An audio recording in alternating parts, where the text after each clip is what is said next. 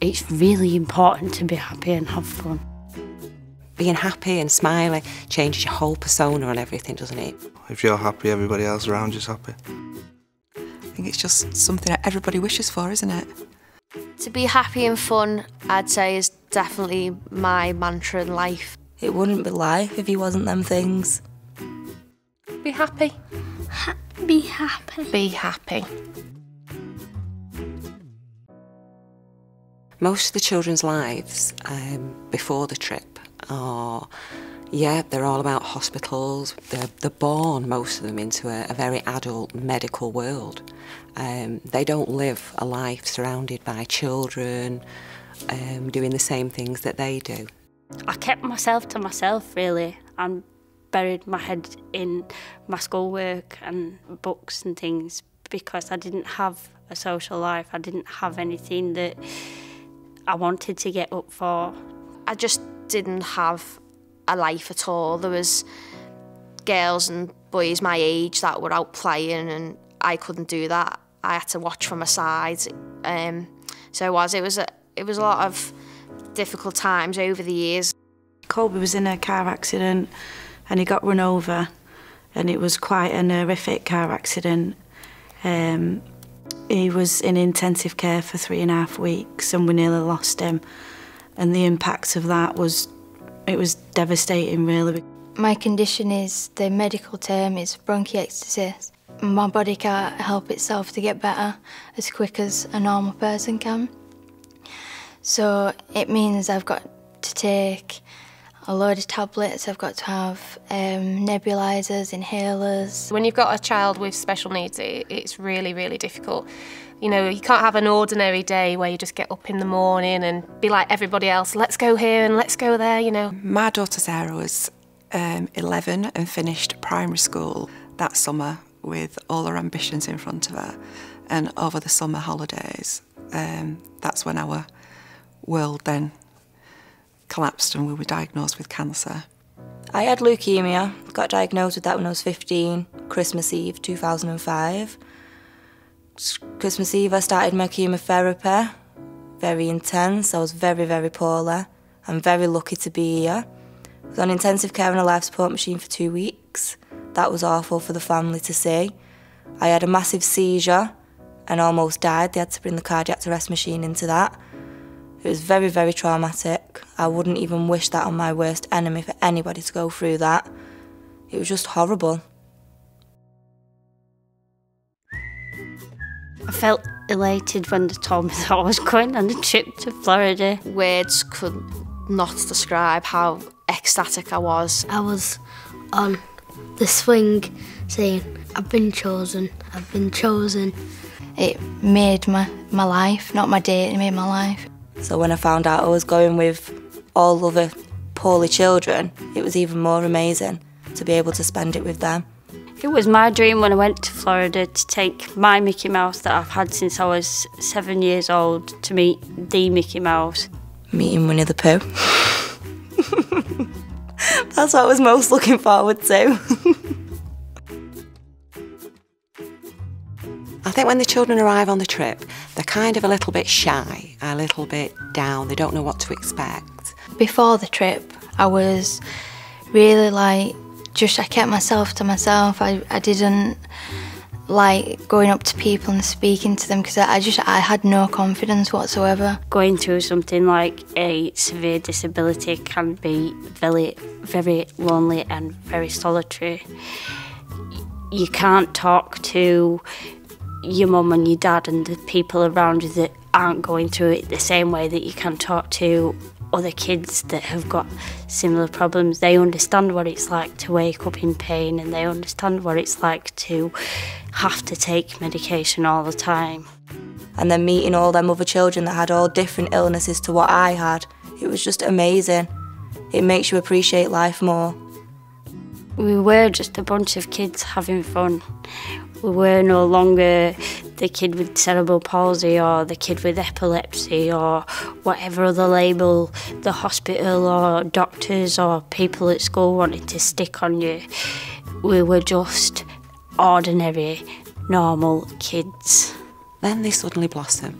And I will always describe it as they butterfly. They do. They change, and they just suddenly develop into this beautiful butterfly, and they've got full of confidence, their self-esteem, their self-worth.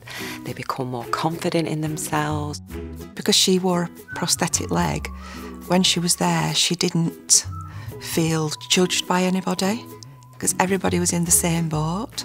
I think just being free to be able to be a teenager and not being somebody with cancer and having, you know, this terrible illness over you, just being able to be herself. Laura, oh, well, she was an amazing little girl. She'd had quite a tragic start to her life. She'd had a heart transplant. She was on numerous tablets, I think it was 47, just to keep her alive. And she just had no self-confidence. She was very down. She never raised a real smile. However, during the trip, that smile just appeared, and it was a beautiful smile.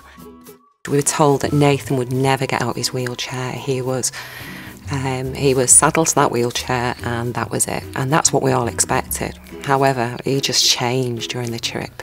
You know, he kind of emerged from that wheelchair, and then he eventually sprung out of that wheelchair, and his confidence increased. It's not just about the children going away, it actually gave us as a family time to spend together to cement what was falling apart, really, because it is really hard work to look after Molly. Even though we love her to pieces, you know, it really does put a strain on marriage and relationships. And I think just given that week to just be together and do things as a couple, which anyone else would take for granted. These children come back.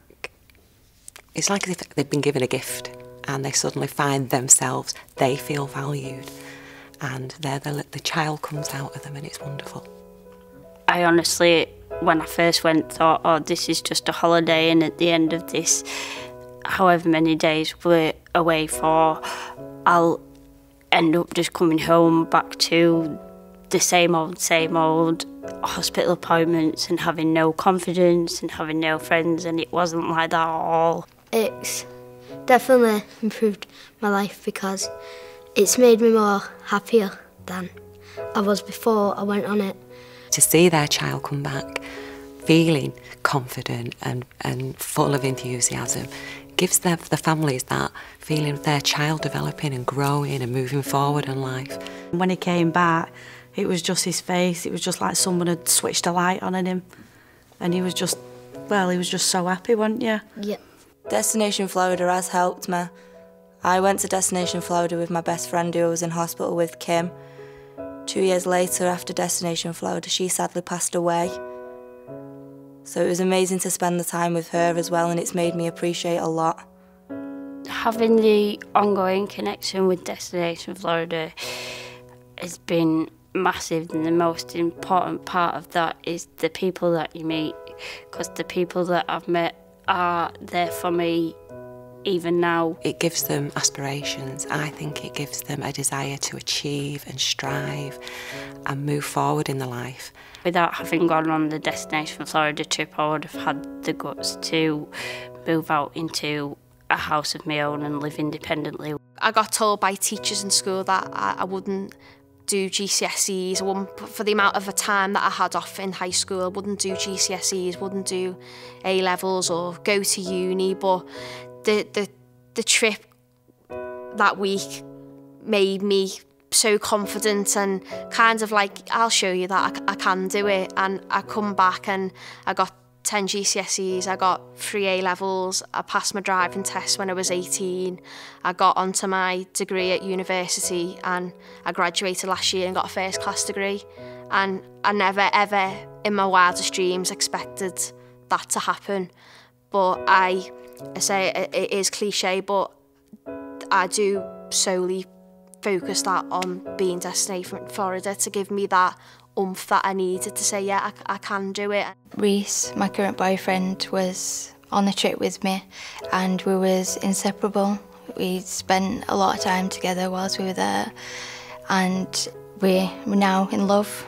We love each other, and hopefully you'll see first Destination Florida wedding. When I came back from Destination Florida, I was still under the hospital, being checked every year. April, not last year, the year before, they told me I couldn't conceive children. That July I took a pregnancy test and found out I was pregnant. Last March I gave birth to this beautiful little girl, and life would not be the same without her now.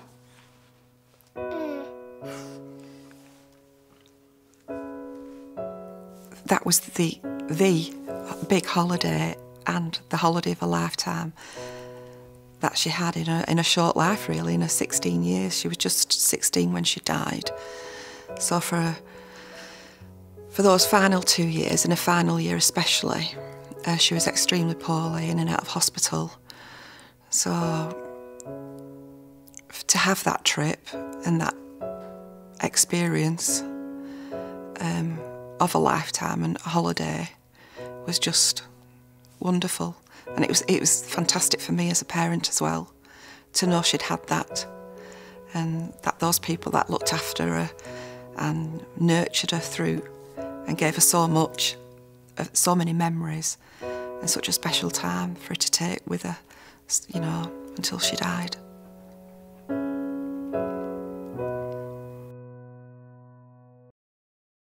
People should support Destination Florida because it really does change lives. I've witnessed firsthand what effect it can have on different children, like the smiles it can put on their faces. They are one of the best charities ever. They give children so much. My trip was 8 years ago, but I'm still reaping the benefits of it today, and I think I'll be reaping the benefits from it for 20, 40, 60 odd years to come. To see a smile on a child's face, and it's worthwhile just to see that. Because when you're poorly, you don't believe in fun, and Destination Florida gives you all that. People with illnesses love that charity. Thank you. Thank you. Thank you. Thank you very much.